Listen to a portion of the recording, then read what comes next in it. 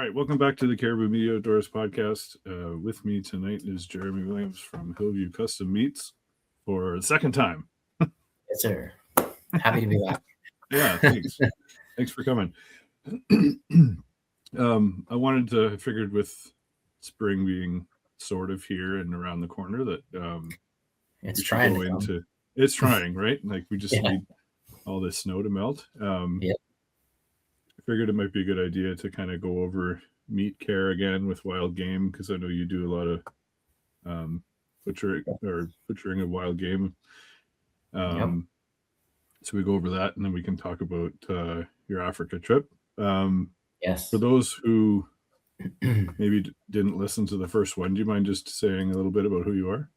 Yep. So Jeremy and I own Hillview Farm Custom Meats. We are in Saintfield, which is a small town just north of Port Perry, Ontario. We do domestic and game processing here at the farm, and I've been doing butchery for 35 plus years, and finally decided that I wanted to do it on my own about 5-6 years ago. And it's just grown since then, and the game thing is how it all kind of started and branched away from there. So that's awesome. And that was literally how it started. I originally built the shop just to do some wild game and stuff, and then it was just questions of guys brought stuff in, and they knew we had the farm, and they started asking questions. Can we buy a lamb from you? Can we buy beef from you? Can we whatever? So the wheels start turning, and it's just been so far so good. It just keeps growing, and I'm happy for it for sure. Definitely awesome. blessed for sure. Yeah. So with spring being here, what do you mainly see come in? Is it black bear? We'll do quite a few black bears in spring. They don't usually come till what does our season open here? Mid-May? May, yeah. I think it's May. I can't remember exactly the day it opens here, but usually later May and into June. June is always it's the best time for hunting. So you get a lot of bears late May or early June is when they really start to come in. So it's all weather depending too. The colder it is, the slower the bears get going, whatever. So we're seeing a few bears popping up around some tracks in the snow and stuff around here now. So they're starting to come out and show up. So I'm sure there'll be pictures showing up all over the internet. My bird feeder got raided and all that stuff. It's time of year for that. They'll be out hungry, meandering around. Yeah, it's been a long winter for them too. So yeah. So, Yeah, and it's hard with the temperature change, and some days it as the season goes on, it gets warmer, and you got to watch for spoiling. And definitely, bears spoil very, very fast. Most of the bear meat that we see, a lot of people say, "Oh, I don't like bear meat," whatever. Well, it's usually because it was partially spoiled and not handled properly, like it wasn't cooled down quick enough. The best thing, most of the repeat customers that we have, I tell them in the spring especially, just call me when you shoot one and we'll get it in the cooler that night. If it's 2 a.m, it's 2 a.m. It's still better than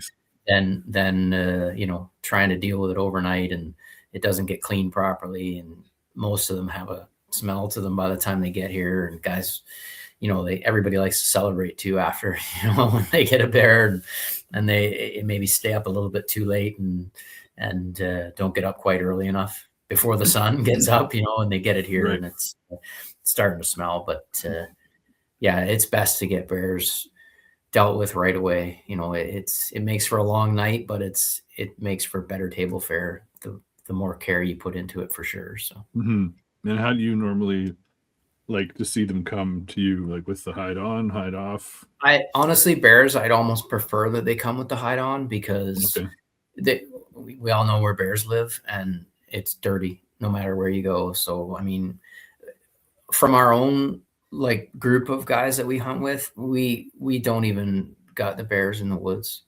We can get them out with a 4-wheeler. We'll leave the guts in them and then do it somewhere clean, even if it's in the back of your truck or a piece of poly or a tarp or something, lay it down, and before you even open that thing, because as soon as you put a knife through that hair is all dirty. They live in the swamps, they live in the mud, they live everywhere, and you can't keep them clean, you know. And it's most spaces you don't have water source or whatever, so it's nice to try to get them opened up somewhere where it's not in the middle of the swamp. You know what I mean? I've seen some pretty gross bear meat coming rolled around in the mud and stuff, and yeah, it can't be good. You know what I mean? No. So, yeah. And I think you were saying before, don't be afraid of potable water to use. Absolutely. Yeah.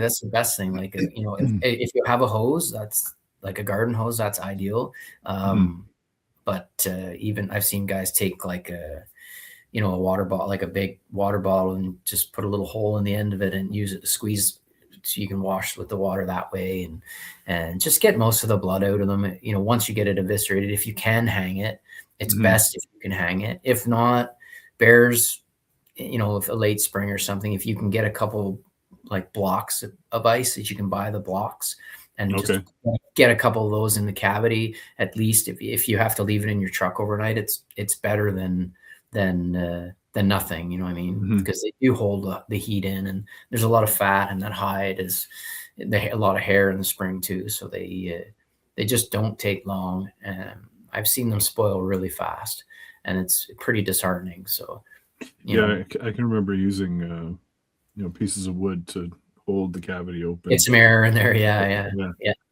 Air and air movement and cold temperatures, obviously, but I mean, you get most of the blood off that you can, and always, I mean, if you have to skin them, you have to skin them, but I like, don't lay it on the ground, you know what I mean? Like on the driveway beside you, or in the swamp beside you, or whatever, you know, hang it, you know, put it in the tree or something, or make some sort of a pole if you have to. Like, all this stuff is work, right? But it's I try to, like, you wouldn't go to the grocery store or to me and buy a steak and throw it in the back of your truck. And then, you know what I mean, without proper care. You're going to take care of it, right? So people need to start to think like, hey, this is my food, so I need to take care of it, you know. And from the point you put your hands on it, it's your food. It's not after you pick it up in the boxes, you know what I mean? It's right. Before that is what really matters. Before that's the most important part, right? Absolutely. Because that's going to be what you do in those moments will dictate how it's going to taste later. 100%. So there's a lot of bad meals and bad rap on game meat because it wasn't taken care of to begin with, right? And especially bears. Yeah. So do you hang them for a while when you get them, or how do you bears, normally? Not very long. Like if you shoot a bear, and it's like a nighttime ordeal, say you shoot it at, you know, you're late in the spring, say it's 8 o'clock or whatever like that, and you don't get to me till 10 or 11 o'clock that night, and we get it skinned and put in the cooler, that bear will hang for, you know, a week is lots of time on a bear. It's like pork. Like when you kill a pig, you don't have to hang pork very long. A couple of days is lots for it. So it's not like beef, and it's, you know, you want to let that bacteria grow and break down everything, whatever. So I mean, even the deer, I don't like to hang exponentially long amounts of time, because it's usually not ideal. Hanging time is based off temperature as well. So every degree up above 4 degrees, your bacteria grows exponentially faster. So when you're talking about game, like if it's 10 degrees and you shoot your deer and it's hanging in the tree for 3 days, that's like hanging for 6 or 7 or 8 days at 4 degrees in the cooler. You know what I mean? So it's extrapolated over time, the higher the temperature goes. If I'm making any sense there. Yeah. So I mean, would you say the biggest mistake is that people don't get it to you in a quick enough time, or would it be more how they? Well, not necessarily getting it to me or anyone else. It's about just controlling the environment that it's in. Okay. Like if you have a garage that sits at even if it sits at 10 degrees, as long as there's good airflow in there and it's not getting direct sunlight, whatever, the meat will dry out. But you don't want to keep it in there for 2 weeks like that. No. You know what I mean? Like we're talking about deer and stuff. I would never do that I would never hang a bear at 10 degrees because it would, within 48 hours, it'd be starting to go green. Like that's just, yeah. So, but like a moose or deer that's lean meat and like at those elevated temperatures, a week is lots of time to be hanging there. So, but if it's a controlled situation, it's in the cooler and the cooler stays at 4 degrees consistently and the humidity is even and there's airflow, then you can lengthen your time on that hanging process. Right. So, but there's lots of theories on whether it's worth it or not, but sure. To each their own on that. So, and then if there are signs of spoiling aside from smell, I guess just visually, would be you see it for sure. Yeah, your nose knows. Yeah, for sure. So,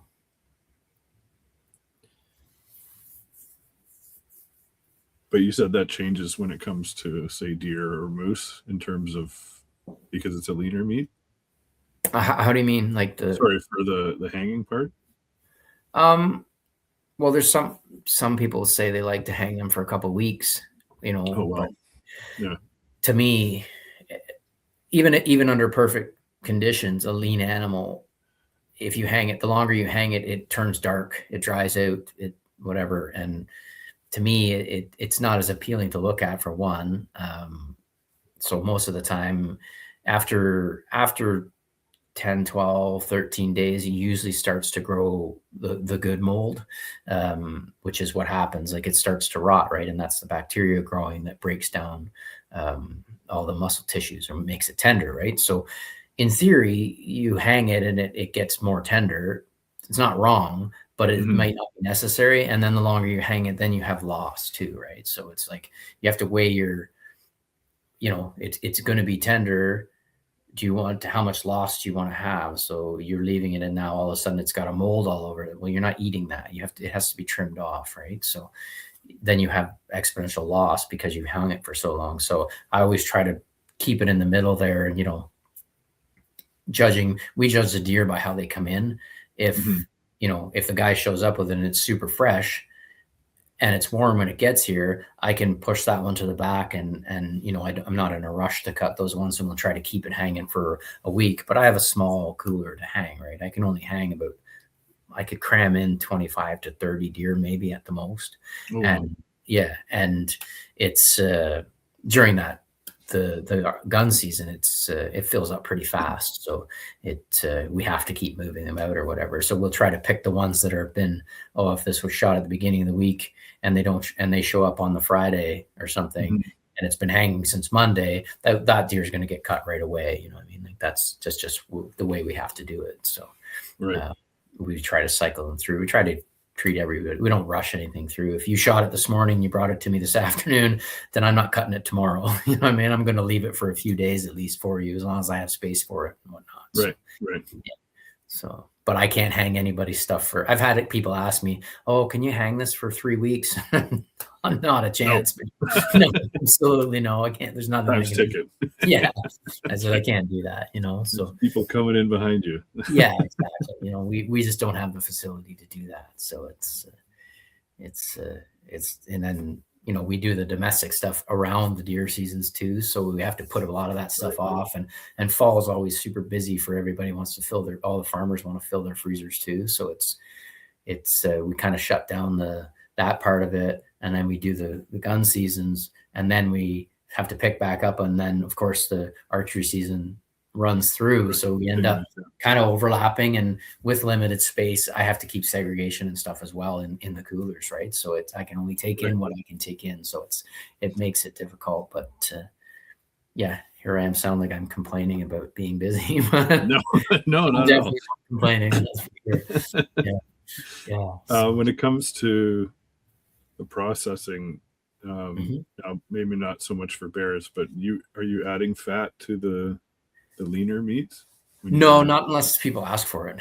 Okay.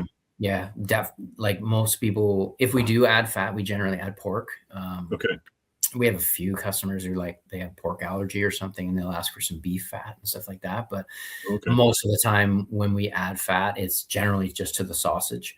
So we'll add full pork shoulders, so it's trim fat, or we use some bellies that has a little bit more fat content in it or whatever to make sausage and stuff. And we generally run 30% pork to venison, and that seems to be the happy median. You have a few people that want more, and then you have some that want everything made with nothing, just flat, straight venison. That's the way they want it. I don't think it's any good for sausage. I think it's too dry. But as for just ground meat, there's nothing wrong with just straight venison or moose or whatever. And bear, it's a fatty meat anyways, so I generally don't. Take care of themselves. Yeah, you don't really need to add pork fat to bear meat for sure, because it's such a greasy fat anyway. So you're lessening the flavor of the bear, really. Pork kind of takes on whatever you put it with, whatever spices, seasonings. That's why it makes such good sausage, variable sausage, because it just tastes like whatever you add to it, right? So because it doesn't have a huge flavor on its own, right? So for sure. Yeah. So, do you get a lot of moose and other animals too, or is it mainly? Yeah, we do actually. It's kind of surprising because we're not in a moose area by any means. They're you have to travel, I don't know, 2 hours anyways, probably before you get into decent moose country. And we do get a few from there, but we get moose from up near Kenora Red Lake, which is 20 plus hours from here. So it's some guys have been on fly-ins, and then they bring the moose back here, but they live down in this area, so they bring the moose home with them and process it down here or whatever. But I'm always surprised at how many moose do show up throughout the year. So yeah, it's nice to have them, because other than that, you don't ever get to see them, right? So you get to hear stories, and guys show you pictures of nice bulls that they've taken from the north or whatever. So it's it's good. It's good. And then what's the best way to package them when you're storing for? Is it with the butcher paper? Was it vacuum sealing? What do you find is the best? I think it depends on how fast you use it. Like if you're putting this stuff away to keep it, or are you going to eat it on a regular basis? If you're going to eat it on a regular basis, the brown freezer paper, it's got a plastic lining on it, and when you have a good wrap on it, then you're keeping the air and the light out that way.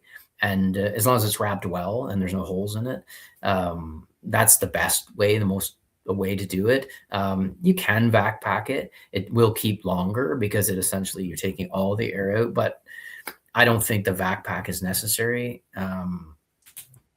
Other than seeing what's in your bag, it's not really a necessary thing, especially if you're eating, if you shoot a deer and you're eating venison once a week, it's going to be gone before there's ever any issues of storage, or freezer burn or anything like that. So to me, the paper is plenty good of a way to store it, Yeah. So, but I have guys that take it home, and I just tell them, don't unwrap it, just leave it in the brown paper and just put it right in the bag if you want to backpack it at home, instead of unpacking it all. And then, because everything from us comes with a label and everything on it, and you can see the label through the bag, and then when you don't have to write on anything, you just put it in and away you go or whatever.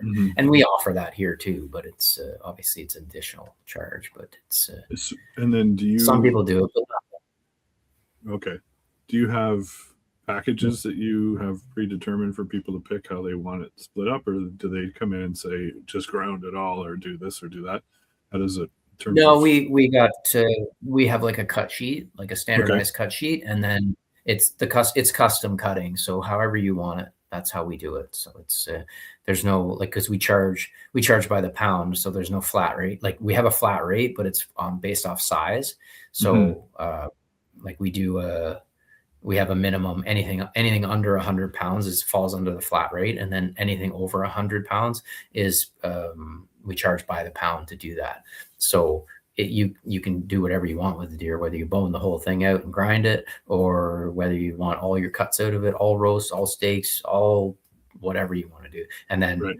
I mean, our sausage is an additional fee as well. And then we don't make pepperettes here, but we send them to a facility that's inspected that makes them, and they do a good job. But we don't get into a whole lot of that, like smoked stuff, summer sausage or any of that stuff. We don't do any of that. We just offer the one style of pepperette, and that's it. So okay, yeah. So, but yeah, it's all custom, whatever you choose to do with it. So, do you have a favorite animal to do? To work on? Mm-hmm. I don't know. Everything becomes monotonous after time. You know what I mean? They all look the same. Yeah, you can work on. By the end of deer season, I'm tired of working on deer. Yeah. You know what I mean? So, that's fair. That's you fair. know, Bring the cows nice. back. Yeah, bring the cattle back because I'm tired of cutting deer. But I mean, it's nice for me. I have a mix throughout the year. We do beef and pork and lamb, and we do bison for a local farm, and then and then we get into the moose, and then you get into the deer, and then you get probably my least favorite is the bears. They're probably my least favorite to work on. I'll try to bring you two this year. Yeah. Yeah, I won't say no to them, but if you want to know, my least favorite is probably bears to work on. Yeah. Okay. Yeah, they are different. They're the only really out of all the stuff we cut. They're the only ones that are like anatomically a little bit different. The bone structure is different and stuff. So, yeah, it's easier to say my least favorite than my actual favorite. You know? Yeah, no, that's true. Yeah. Is the bison that you do, is it for the guy on Shirley Road? No. Okay. Our guy's over in Uxbridge here. Oh, okay. Yeah. So yeah, I don't do anything for that guy down there. So I know who he is. We'll talk about that later. I don't do anything for that. I drive by his place all the time, and I'm like, I should really go in there. But yeah. That's all right. That's good. What's I gonna say here? You got notes. I just have a couple things. I don't have very That's much okay. I made some notes too, but I think I don't have my reading glasses, so I can't read them anyway. So anyway, is there like what would you say is the most frustrating part when you're dealing with game? I guess because when you're getting your cows that come in, they're being purchased and they're specific, and when you're getting other people's animals, I guess it's kind of like, roll the dice. What are we going to have here when the truck opens up? The cattle are pretty. I mean, the custom stuff, you never know what somebody's. I mean, consistent repeat customers, they're generally their product is usually the same, right? But you've educated them as they've come through. Well, and most people are pretty consistent on how they raise their food for themselves, right? So right. And if it's product they're selling, it's usually pretty consistent. They have a way of doing things, and the cattle kind of come out the same as the pigs. They're usually all the same. But there's a lot of variance in the deer coming in, and the biggest, probably the most frustrating part would be the lack of, I don't want to say care taken, but we do see a lot of animals come in that are just not pleasant, you know. Mm-hmm. And it I have turned people away before, really? Just because I don't want it in my facility, because I have. Well, if you bring me an animal and and I can tell you've spent your time and it's clean and it's well cared for, and then somebody brings me something that's not been eviscerated properly, there's fecal matter inside, it's all full of contamination and covered in hair. Why do I have enough respect for everybody to not put that with your animal?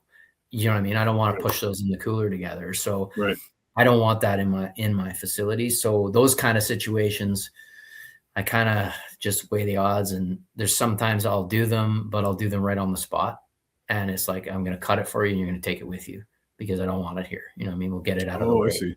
Same day service. Yeah, well, we can do that. And if you get same day service, it's not really because it's not a good thing. So yeah, it's not for the best reasons usually. No. But, it's going to cost you more. yeah, but I do see a lot of there's a lot lacking in the education system here. Right. Like with the hunter safety, you have to take your hunter safety course here or whatever. You can do it online now. I mean, there's a lot of ways, and there's a lot lacking in that. And there's a lot of teaching that's not out there for people. And I do see a lot of that because I get a lot of first time guys, and most guys they'll tell you flat out, hey, I don't know what I'm doing. This is my first year, whatever. And I'm like, that's great. I'm glad you can admit that. Let's, I'll try to help you the most I can. Like, most people are pretty grateful for that. But there's some people that they took the word from their great Uncle Jimmy or something who shot 3 deer in his life and has made a mess of them all and shouldn't be touching them. Like, and they cut. I mean, listen, everybody cuts. If you've got animals, you're going to cut the gut open. Like, it's going to happen. You're going to have that kind of contaminants or whatever, but take the time to clean it out. Don't leave it there.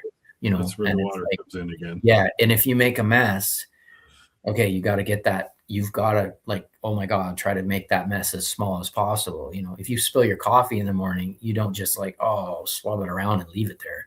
You make sure you clean it all out. You know what I mean? Like, you don't, it's just the way. That goes back to me saying what I said before about treating it as your food the minute you put your hands on it, because it is your food, right? So, and that process, a lot of guys come in and I think they have the attitude where they're like, oh, well, we're taking it to the butcher. That's his department. Well, not really. Like, that was your department. Like, I can't make a diamond from a turd. Like, it's just help me help you, right? Yeah, exactly. You have to start the process and not, expect me to clean those things. And that's probably the most frustrating part that I see is a lot of that stuff. And it's because it does go a full spectrum. I see guys who will meticulously pick hairs off a carcass. And then you've got guys who cut every hair in half and stick it back on. Like, it's like they roll it around in the hide after. Like, I've seen it all. I've seen guys use the hide as a tarp in their truck. Like, they'll throw the deer back on the hide and think it's going to stay clean. Like, I was surprised the first bear I did how much hair just starts falling out of it. Like, it does. It does. It's wild. You don't think about it until you're doing it, but it's like no. And deer are worse. Deer and moose are worse because the hair is hollow, and as soon as you cut it, it just poof, like it goes everywhere. You know what I mean? Yeah. And there's there's a knack to skinning. I mean, for me, I've been doing it my whole life, so I have and even me, I can't skin a deer and not get hair on it, but I can do it to minimize the hair contamination. And then when I've got that carcass hanging up, there's less hair to pick off of it. You know what I mean? So that should almost be like you said, a part of the hunter safety is that like a live demonstration. Or some sort of present for or some sort of education, at least shown towards it. I mean, they teach you where to shoot them, this, that, but they really don't teach you the field dressing aspect of things. And I think something should be done for that, because you hear a lot of, like, I talk to these first time guys and they're like, I have no idea. They don't teach you anything. They just whatever. It's like, and I believe that for sure, that I know they don't teach the course like they used to. That's for sure. So, but like on average, what would you say? How much meat are you seeing kind of spoiling or not being used? That's a hard one to really say, because it's so variable. Like, everything is different. I mean, there's always, doesn't matter how clean of a job you do, there's always going to be waste. That's just part of it. Like, I mean, there's waste on domestic animals, and that's just the way it is. Right. So it's, I don't know. I don't really know how much you could say is actually wasted. Like, some shot placement makes a big difference too. If you shoot it in the hip, there's a lot more waste than the guy who shoots it perfect, right? In the neck. It's, there's lots of guys make neck shots and they don't realize how much meat is actually in the neck, and then they lose a lot that way too. So, but it's not good meat. So it's not counted, right? So they don't think about it that way. So just grind it. Yeah, it's ground, so it doesn't matter. Yeah, it's all garbage anyway. So yeah. Are there any new innovations coming to what you do that, or is it pretty much been the same standard since you started? Oh, there's always new things coming. Like in the industry, you mean, or? Mm-hmm. Oh yeah, there's always like crazy advancement things that are automation is the biggest thing now, like coming in. Yeah, I mean, not in my league, but like there's, I mean, for me, it's always going to be hands-on, simple systems, you know what I mean? But but yeah, like in the industry standard, there's so much automation that takes place, and it's just like everything. Everything evolves over time and simpler ways to do things, and sometimes that means less manpower, but sometimes it means less room for error too, right? So, I mean, but you can't, like putting your hands on something, knowing exactly what it is. You might not be exactly weight-wise perfect cuts every time, but you still, you're utilizing every piece better. Every animal is different. Everything feels different. So you have judgment in there too, but machines don't judge. They just do. Right. Right. So, right. Yeah. Yeah. It's, you won't see too much automation in my place. No, that's good. No, I don't think so. People better, right? It's yeah. Might help for moving things around, but you can't get they don't make decisions, right? So it's nice. No, exactly. Yeah. Do you find that because you've been a butcher for so long, that's helped you in your hunting? Well, I don't know if it's helped me with my hunting. It's helped me with when I've been successful, for sure. Dealing with carcasses and that end of it, it's helped me for sure. But definitely, I guess if you think about like shot placement and anatomy and stuff like that, it definitely helps, because like I know an animal's anatomy is inside and out, you know what I mean? And it's, right. So I definitely can, analyze shot placement and stuff like that pretty good, because I've seen, I've been doing this basically my whole life. I've been hunting and butchering the same amount of time. So it's, you've seen a lot of good shots and a lot of bad shots and everything in between, right? So, yeah, and you still get the odd one that's kind of like you scratch your head about, but you wonder how that happened Here. Yeah, exactly. I don't know how that happened. There's a story here. Yeah. I can't explain this one, but yeah, okay, you just put those in the memory bank, and then you use them next time. So yeah, right. Yeah. So getting into your bow hunting setup, you got a Matthews shirt on. What are you still shooting? Is it the lift you were shooting? I still have the lift. Yeah. I still have the lift. Yeah. So what do you have that set at? Is it 70, 60? 60 pounds? I'm a week old guy. I'll never shoot. My son has a, what does he have? He has a lift with the Is he shooting a Hoyt? Or no, he was gonna go get I converted him.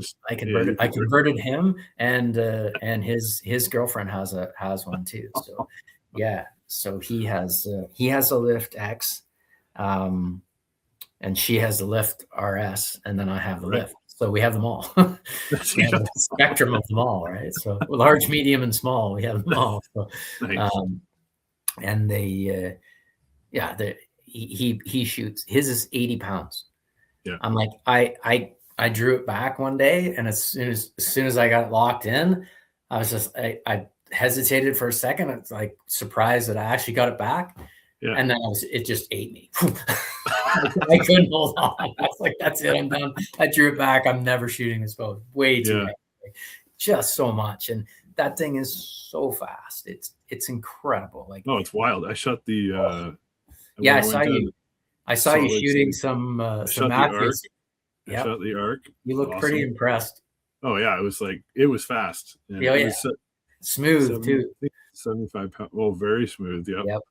It had a slight hump. I don't even want to call it a hump, but it was like just a tiny bit, just to let you know you were there. Yep. And then it was awesome. It was very good. Zero, they were all everything. But there's zero hand shock at all in those things. Yeah, no. And, like, you don't even know. The bow doesn't move when you shoot it. It just sits there. Like, yeah, I was joking around with some friends that I had to take 2 planes and travel to the States just to get my hands on left-handed bows. So I got to shoot that when I shot the PSC Sicario. That was a treat as well. That was also very fast, but like again, smooth as butter. Like yeah. They're the Hoyt AX3 as well was good. Yeah, you like the Hoyt? It was good. Yeah, it was great. I wasn't happy with it. I didn't like it. I mean, I've always been a Matthews guy, but even when I went to get my lift, I went and I was like, no, I'm going in and I'm going to shoot a Hoyt. And because our I don't know if you go to East Hill or not. Do you go to East Hill? Yep. Yeah. So those guys are Hoyt guys. They all want to be Hoyt guys, right?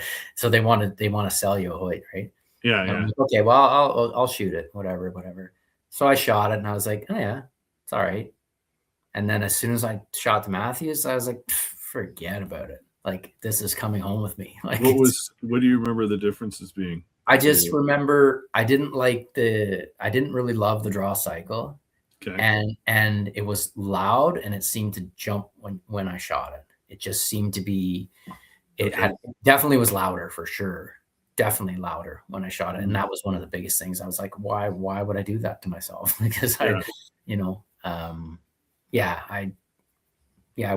wasn't impressed. Like the lift was just crazy. I mean, I do have a friend actually who bought an arc. I haven't seen it yet, but he told me he got one. So he's like blown away by it. So I'm hoping to get together with him so I can shoot it before I don't usually get I know. I'm usually like 5, 6, 7 years before I upgrade kind of thing. And I'm like, why am I going to upgrade from this thing? You don't need to. That's the thing. We all want to, but you don't need to. Yeah, I know. And like I said, I shoot I think my arrows are like 520 or something like that. They're heavy, but I always shoot everything.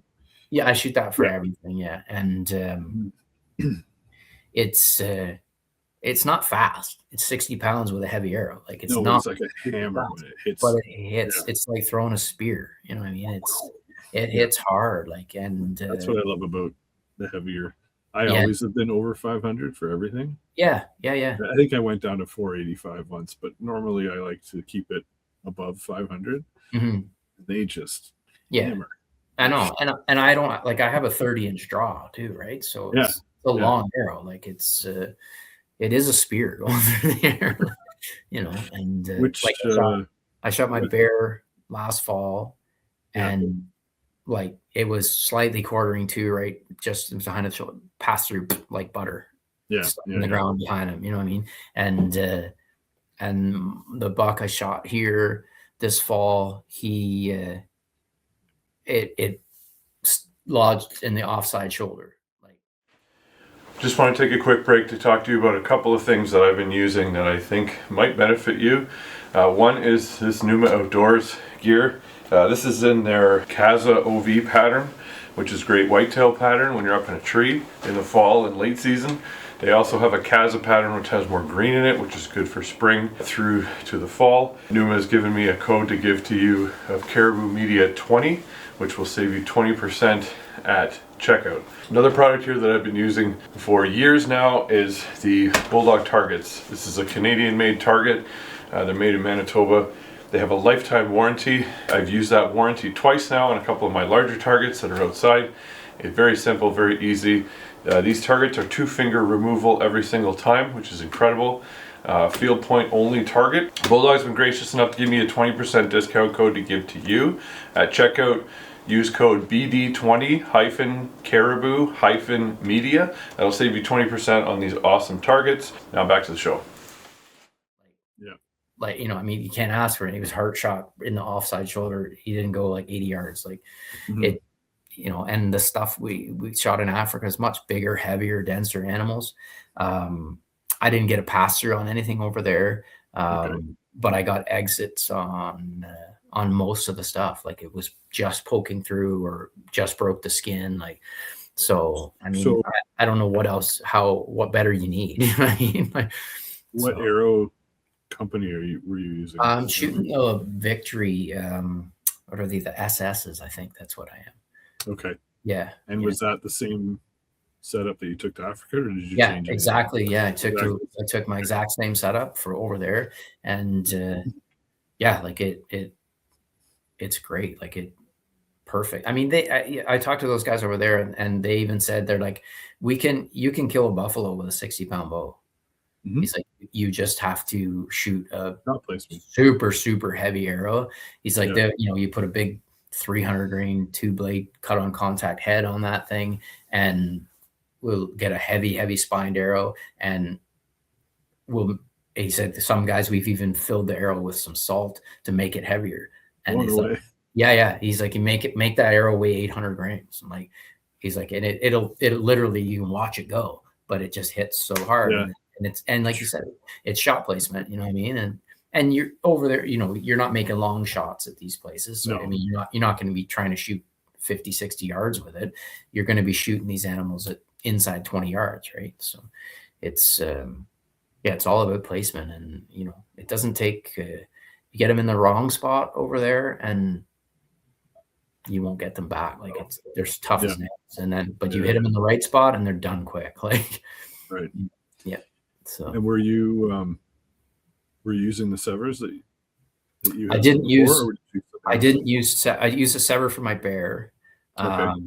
And then I used a couple beast broadheads when I was over there, and then I used some rage broadheads when I was over there, and then I used a rage head for my deer here this fall too.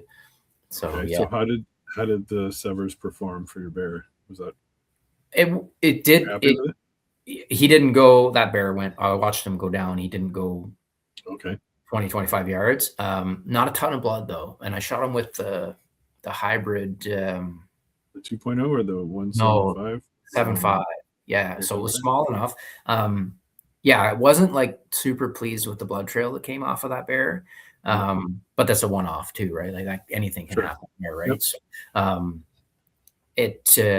so I didn't get a huge blood trail off of that. So that was kind of like, I wasn't sure about when we went over there. I was like, oh, am I going to shoot these or whatever? I'm kind of nervous to shoot them. But I mean, the African animals have no hair. Their hair is super short, right? So, I mean, I don't think you'd have any issues shooting them over there. Absolutely. Like I was shooting, I shot a couple things with the hypodermic rage, and tons of blood, like wicked blood trails, like good and excellent penetration. Like, so everything was either stopped in the offside shoulder or whatever. So, so there you go. Can't go wrong with anything. No, I really don't think you can. Like it's the technology's there in all of them.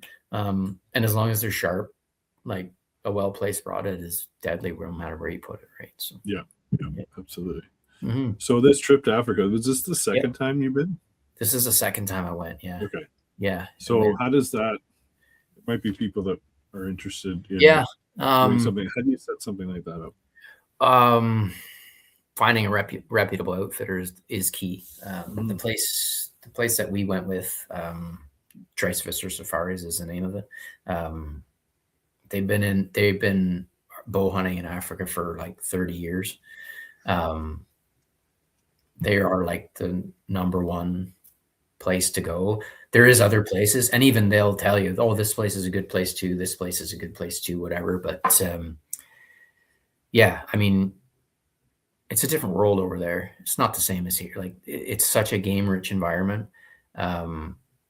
So any of these, it's not like here where the government owns the game.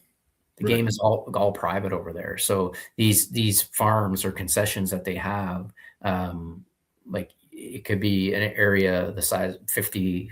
I think the one place we were hunting was 55,000 acres, and it's fenced, but it's 55,000 acres with one fence around it. Right. And it's way more land than any animal needs. You know what I mean? There's like never hit the other side of the fence. 5, 6, 7, 8, 9 different water holes within that place. And there's nothing to stop the animals from going wherever they want to go. They have feed stations throughout the place, whatever. And most of these game farms are all the same over there. They all do the same kind of style hunting. You can hunt over water holes, and you can do spot and stalk and all that stuff. But there's lots of outfitters out there that you can go with. Some are good, some are great, and some are probably not that good. You hear stories. Research is key. Like spend a lot of time looking into people and talking to people that have been, for sure makes a big difference. But it's not really that hard to do. It's detailed. Like, I mean, obviously, there's a lot of steps involved. It's just halfway around the bloody world. Like, there's a lot of flights involved and that kind of thing. But yeah. So how many planes did you have to take to get there? Was it? So we flew. This time we flew from Toronto to London, and then London to Johannesburg. Okay. So it's only 2 flights. They're long. It's like roughly 18, 19 hours flight time. Total, yeah. Total. Okay. Yeah, it's 8 or 9, I think, or something to London, and then 10 or 11 from London to Johannesburg or whatever. No, that makes sense, of course. But I mean, it's a long flight, and it's like that part in itself is like intimidating. But yeah, if you have to tell yourself it's the only way to get there. Yeah, so just go. If you want to go, it's the only way to get there. So you got to just suck it up and get some good movies on your phone. You have any issues checking the bow or the broadheads or anything? Not so much. Because we've done it before, it was much easier. So there's no archery equipment is sporting goods. Awesome. When you go to travel, so there's no permits required for it, right? So they ask you how many you have. I always take my broadheads off, put them in a separate case, or leave them in the original packaging and just put them in your bow case with it or whatever. And then when they ask, you can say, "Oh, I have there's 2 dozen arrows and 22 broadheads in there," or whatever. And then you just have a list of what's in there, and you just a good solid hard case, lots of padding. And then we bought those Pelican cases. Those are really good. Yeah. We cut them all and fitted them, our bows all in them and everything. And they're pretty much bulletproof like that. Like, and then pack lots of clothes around or lots of clothes in there with them. And it's just like traveling anywhere. It's the same thing. It's just a little longer. Right. And sure. We check them.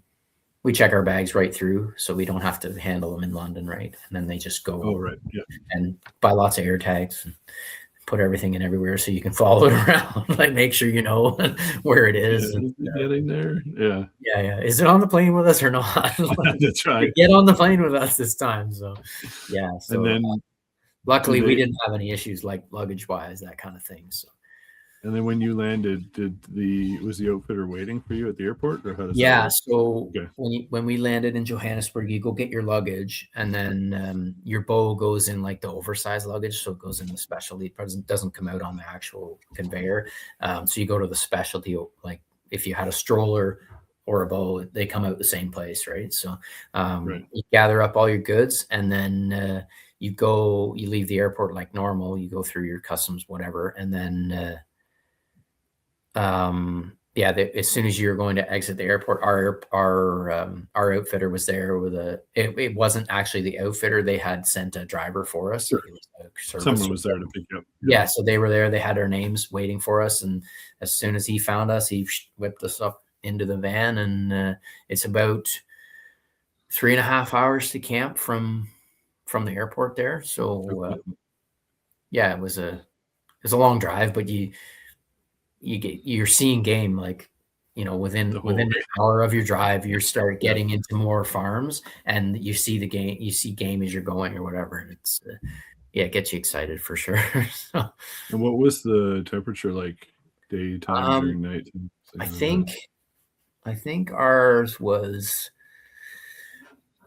our warmest days were like maybe 20, something like that. Like it's a lot like our spring and our fall when we were there in August.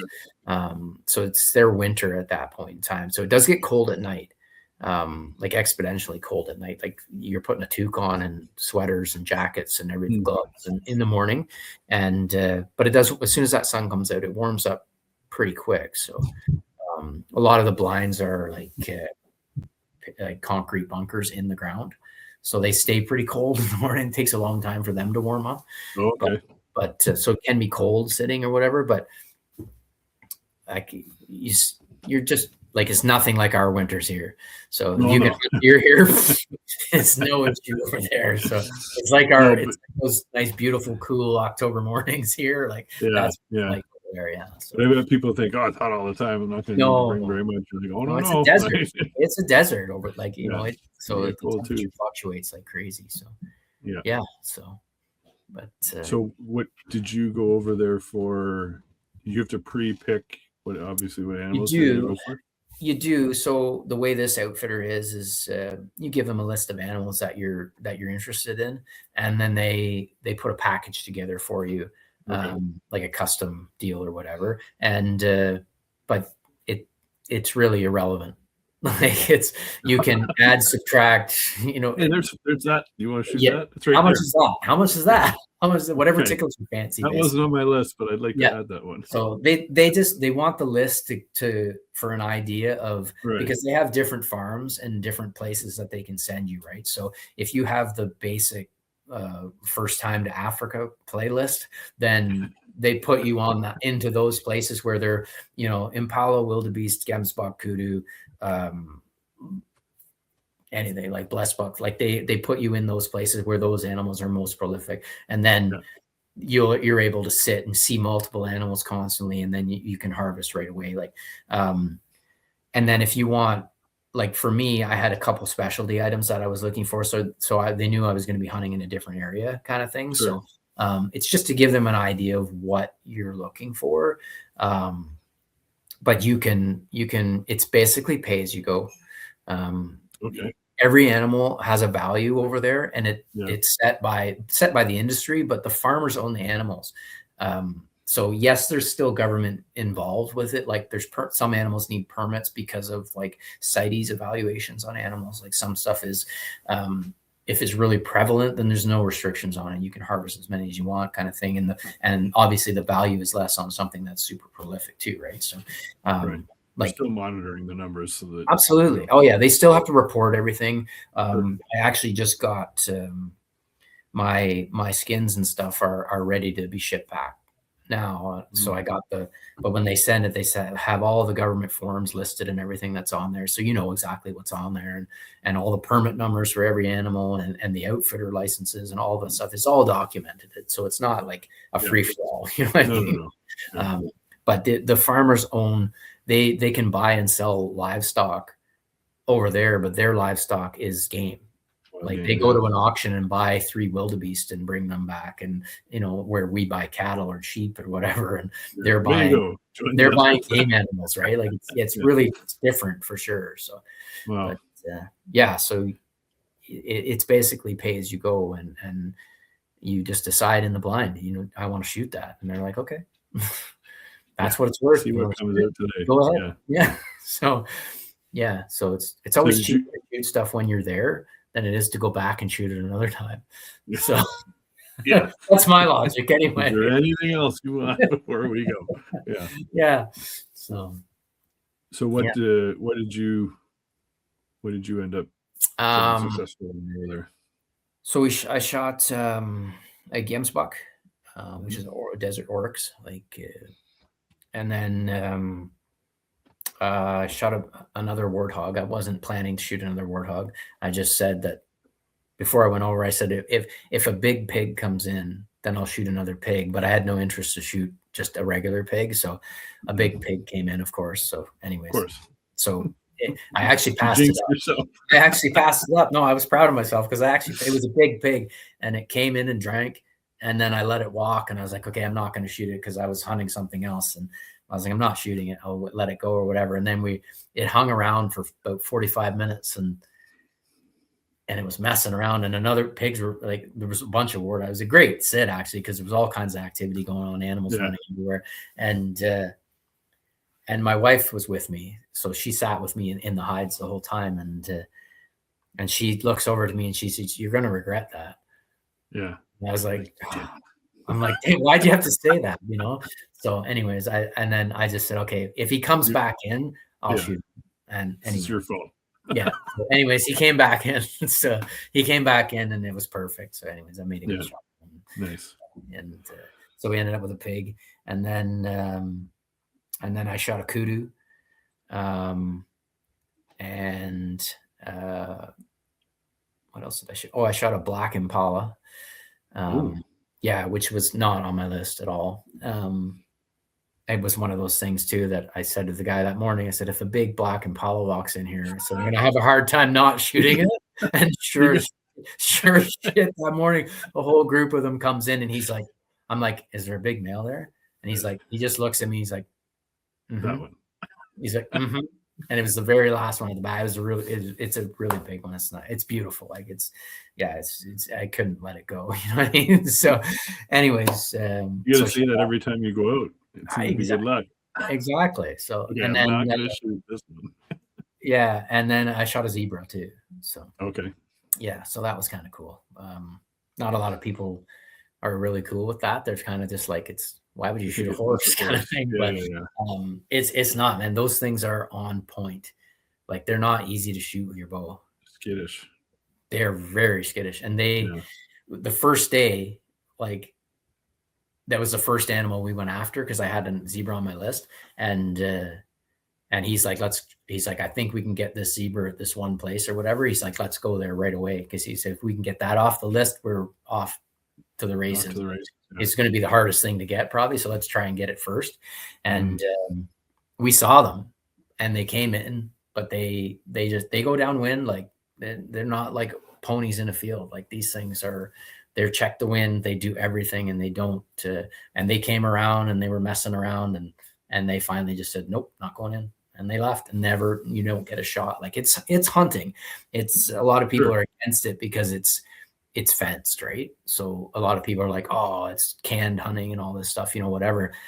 It's not. I had two animals on my list that I never got because I never even had an opportunity at the one. And like we saw them when we were driving around one day, a red hartebeest, and then I wanted to shoot a black wildebeest, and well, that would have been nice. They just duped us. We hunted days and days for them, and they just never came in. And they had one of the wettest years on record too over there. So basically, when you go in August, everything's dried up. There's nothing left. So the only water source is the water holes that you're hunting over. So it's just a matter of waiting it out, right? You just sit there and eventually something's gonna come around or whatever. But there was like lots of water laying, like ponds full of water everywhere. So it made it tough to actually get the things you were after. So I think I hunted 2 days and didn't shoot anything. First 2 days I didn't shoot anything. My son, I think he killed his wildebeest in like the first hour.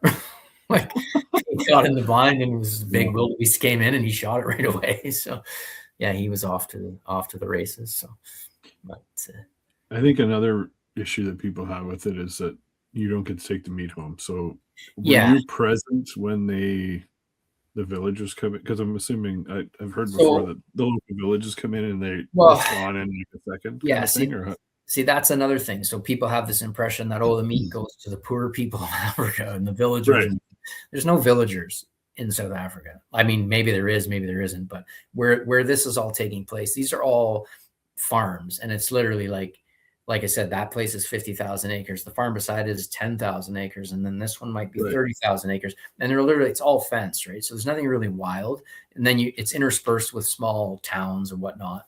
And those places they have people that live in them or whatever, but nobody's like wandering around. So when you harvest something with the place we went, they take the animal back to the skinning shed. They do whatever the trophy is, whatever. And they actually have a facility quite similar to what I have here. They have a cooler, a big cutting room and everything, but they can sell the game over there. So when you hunt something, it goes in the cooler and sorry? You go back to the farmer and he sells so the guy still owns the animal, right? You pay him to hunt the animal and for the trophy, but the carcass goes to the camp for meat. Right. It goes to the people who work for the guy for meat. And then obviously there's excess because they're there shooting animals for months on end, right? Yeah. they're able to sell it. So they can take that meat and it has value. So they can sell it to different places or whatever. So the places where the villagers come in is like countries like Tanzania and Zambia and stuff like that, where it's truly wild hunting. And there's actually people, it's free range, and there is villages that help with these. It's all in relationship with these outfitters. So you'll have an outfitter who knows of this little village that's over here, and he'll go talk to them and say, have you seen buffalo, or have you seen this or whatever? And when they harvest one, for their information, they're telling you, oh, we harvested a buffalo, come get meat or whatever. And that's how they distribute it between the communities and stuff like that. Okay. Those places are like extremely protein rich environments. There's game everywhere, but it has such value that those people can't even afford it. Right. So when they can, like, their diet is so lacking in protein, so they can get it from the outfitters by contributing in different ways. But I've never hunted outside of South Africa, so I've never seen it firsthand. That makes sense. Yeah, I just know what you see in South Africa. They can sell the product back, so it all has value. But it's definitely a different country for sure over there. It's nothing like here. There's people that live in, well, I mean, I say that now, but there's a lot of people living in tents and stuff in cities now too. So, I mean, there's guys that live under pieces of tin beside a tree over there, and that's where they live. Like, it's, whether they choose to or they're forced to, I don't know. We don't stop and talk to them, but it's, it's an eye opener when you go over there to see the way that people live. Like, so.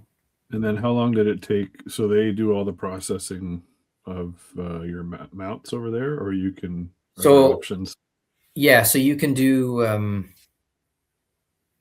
well, you don't have to take any of the trophies home with you. You can leave them, you can shoot them, pictures, whatever, and leave nothing. So if you want to take the trophies with you, you have to either there's a process called dip and ship, where they just basically clean them and they're green still, they're not actually tanned.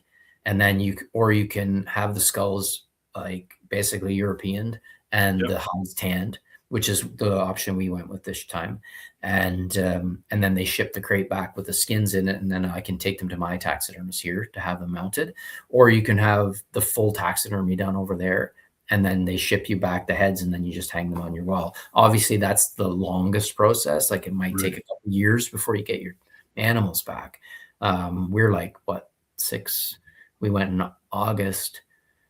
What is it now? March, April. So it's like 6 months, roughly 5-6 months or whatever. And our stuff's basically ready to come home. So it'll come back here, and then we'll take it to our taxidermist, and then however long he is to get it mounted. Right. So, but everything, obviously the shipping's more when you have a bigger crate. Oh yeah. I was going to say the freight would be ridiculous. Yeah. So the freight is ridiculous. Like, these are the problems. It's one thing to do the hunt for the cost of the hunt, but it's the extras at the end, the shipping and the duties you have to pay to ship it into the country. And then you have to pay a broker to do it because of the paperwork and everything else. So all these extra things that add on at the end, you're like, oh, I did this for $10,000, but it's going to cost me. No, I didn't. It cost me $6,000 to get it back in the country. But it's.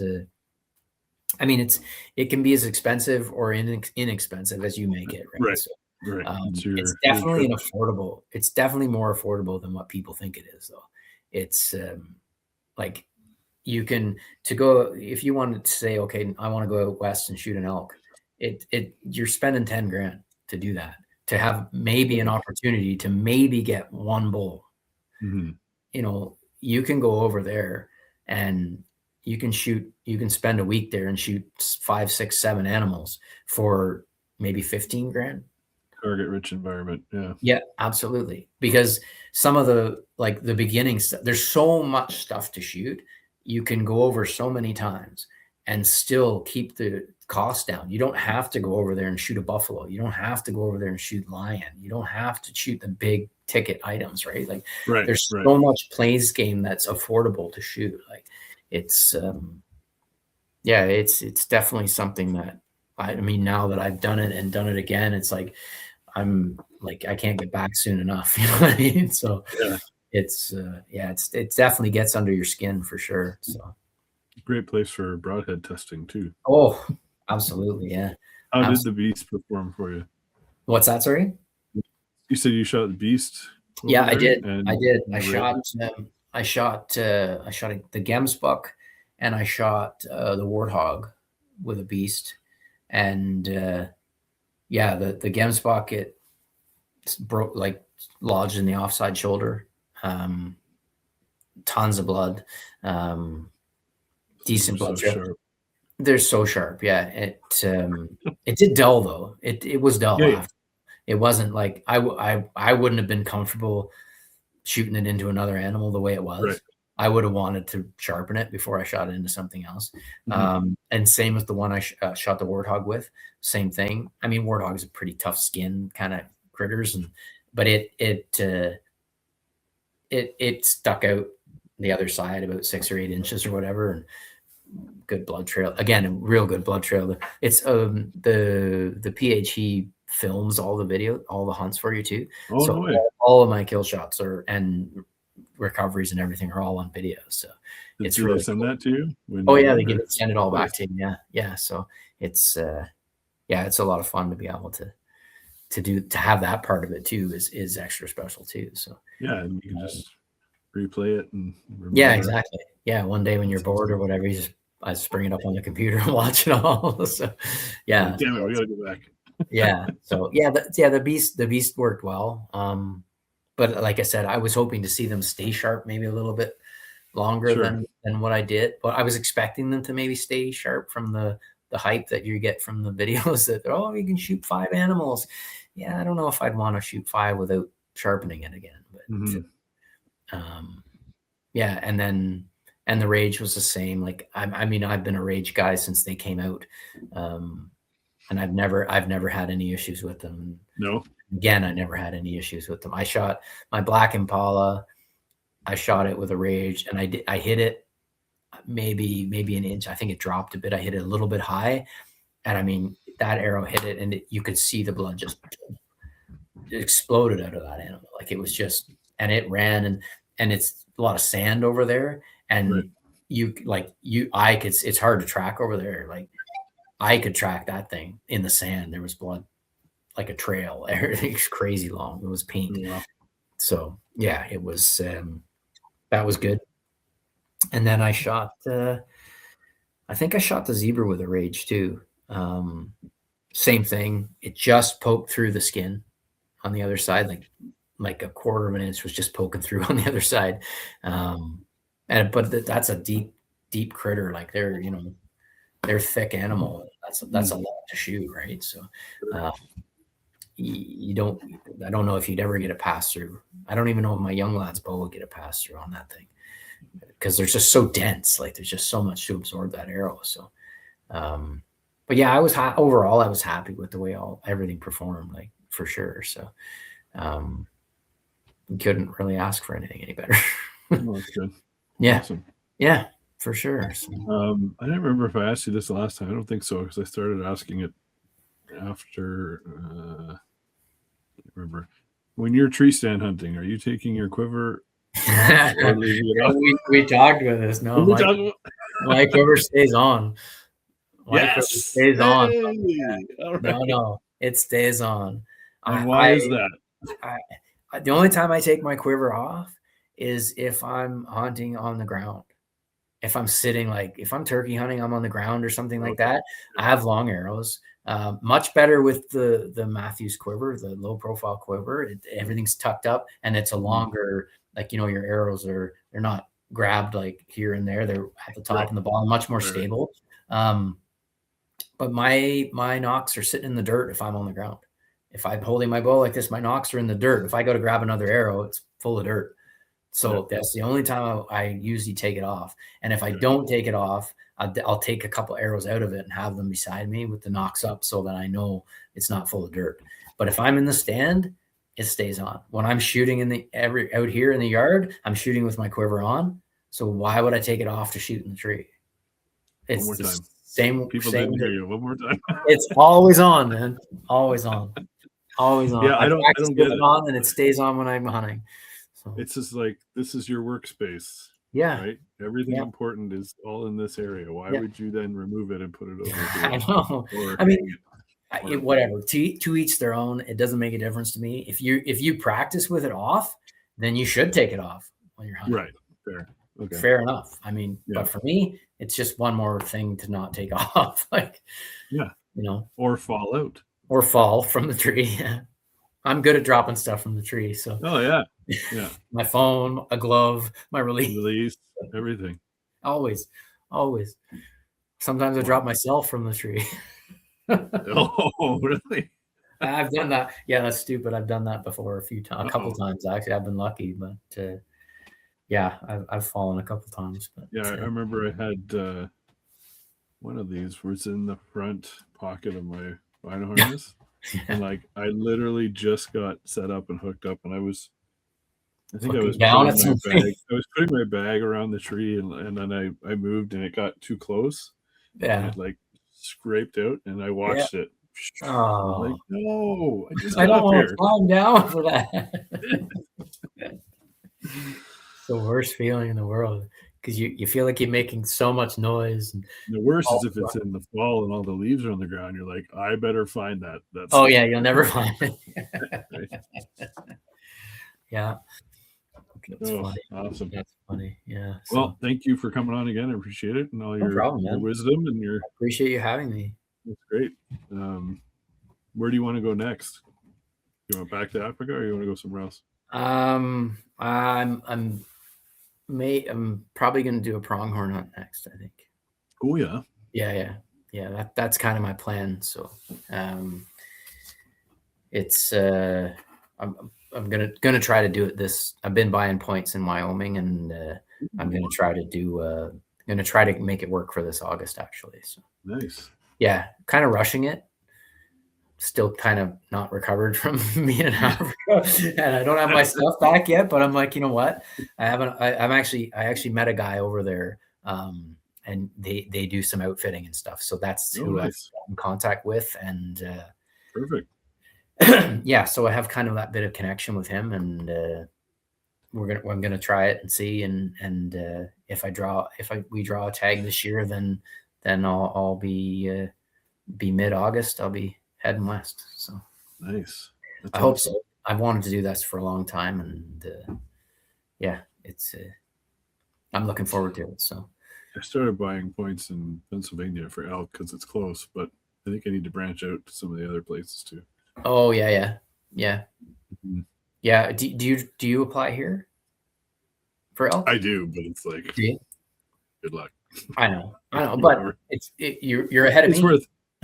It's worth a shot, but it's just like, yeah, even if you get it, you can only go to certain, one of it's five, pretty slim, five places you can go, and even they've really got it chopped up into little groups that you can do, and then it's all private. It's all farms and stuff, so you're gonna have to knock on doors anyway, right? Yeah, and then take the chances. Nobody wants to let you go hunting, like they charge you some absorbent amount. Oh yeah, or they want you to charge. Yeah, they're feeding the elk on their land. Yeah, because they know that. Yeah, they know they're there, and it's a once in a lifetime thing. Yep, exactly. So this guy will give us anything we want. Yeah, and then of course I looked up my number one Newfoundland woodland caribou. Oh, and it's gone up to $30,000. Is that what it is now? Yeah. My God. If you go through, us going through an outfitter, right? Well, I think you have to for caribou. I don't think there's any other way to do it for caribou. You have to be through an outfitter. I knew it. That's one of those hunts that I was looking at, like when I was young, when I was really young, like when I was like 20 years old, I was like, oh, we should go to Newfoundland. I should have done it then, because I'll never do it now. You know what I mean? Like back then it was easy. It was really cheap. Like you could do it, but the same with Quebec. You could shoot 2 caribou. Yeah, not the same. Yeah, species, but no, they're the bear. What are they? Yeah, bearing ground or whatever they call them. I think are they bearing? But ground? I don't know. That's over. Yeah. I did that too. Oh, did you? Did that 1 year. Yeah, I didn't get a caribou though. I missed the migration when I was there, so they'd already gone through. So yeah, we didn't get anything, but we saw a few, but didn't get anything. So It was, did I do it once or twice? No, I think I just did it the once. But either way, I don't have a Caribou for that. So it would have been, I used to know a guy who outfitted for that actually. Okay. Yeah. So he used to go every year for months on end and guide people caribou hunting. Yeah. It was awesome. Yeah, that was a good thing, but I don't really understand what happened to that. I don't know if they were overhunted that much or if it was disease or what happened to those. Yeah, I can't put my finger on it what it was that stopped that, but yeah. Well, I knew the numbers were like terrible, so but I don't know. Did you hear that were they thinking of making black bears a lottery this year? Was that something you heard or no? Vaguely, I remember something about that, but I think that was like area specific. Okay. Up around the Bruce Peninsula or something. I Sure. think there was some issues arised up there about some population issues or something. That's fair. But I never heard about it. I never heard about it down here. I should just trap a whole bunch of bears that live in Brock Township and ship them up there because there's way too many there and there's no season. So if you need bears, we'll send them up. Yeah, you got them. Yeah, they're all down here. That's why. So their only predator is the car. Yeah, exactly. I still can't grasp that. No season, and there's bears, so many bears. Yeah, so many guys complaining about them and everything, and they don't open the season. It's open completely around it. Well, it was like the one that I sent you the picture of that was in. Backyard. Yeah, exactly. Like, I know. Go there. Yeah, no Unless season. It's no season. Yeah, so it's wild. Anyway, all right. Sense of that. So that's a whole other conversation. Yeah, we'll save that for another one. Sounds good, man. Hopefully, I'll be bringing. I said this last year, but I'm going to say it again this year. Hopefully, I bring you something. Yes, you have to. You have to. You're obligated to. Overdue for some ribeyes too. Anything. Bring me some roadkill or something. Just get out of here. I did get a new lease from a farmer that's. I'll send you some pictures. It's a good section of woodlot, and then it kind of opens up a little bit, and then there's a field. So I've got the whole thing. Yeah, it's not too far. It's like in between my house and work, so it's kind of perfect. I just got to go scout it and get the lay of the land and see what it's all about. But scout it to see how many other people are around. Yeah, that's the problem. Yeah. The problem with the one I had before, it was literally across the road, which I thought, oh, great, but it was too small of a woods, and everything I got was on camera was like coyotes running by or coyotes chasing deer. Nothing ever stuck around, right? Came back. I went did my first little shed hunt this morning. Look at how small that is. Uh-oh. Now, are you still going small ones are the hardest ones to find, eh? It's got a good eye. Are you still going after? Wasn't there a 14-year-old one you were going after? I don't know how old he is now. He was there all fall. We had lots of pictures of him. We got pictures of him shed. But my young lad, he went into that farm a week and a half ago, and he did pick up a set of a 2-year-old match set. But there's so much snow still. There's just so much snow. You can't. There's little patches that you can walk, whatever. I actually just put out some mineral this morning, and I stumbled across that on the way. So, you're a little guy. Yeah. That was we called him number 11 because he just had those 2 spikes on his head last year. So he's number 11. Anyways, we'll see him in 5. See what he's like in 5 years. Yeah, right. Yeah. So, anyways, that buck. I don't know what. What a story that would be. He's a ghost, man. He's a ghost. No, we don't know if he survived the winter or not. Right. We don't have any cameras running on that farm now. We had him he shed. We know he shed. So he shed right there somewhere. So hopefully we can pick up his sheds again or one of them or whatever. We'll go from there. But if he's alive again, man, I don't know how that deer survives. It's something else. I still say he lives underground tunnel system somehow because he's got a door that he goes through. Oh, he's a smart old door. He is a smart old bugger, that's for sure. But anyways, wow, yeah, awesome. All right, I'm gonna come up and see you soon. Promise. Sounds good. We'll be here. All right, Thanks, Josh. See ya.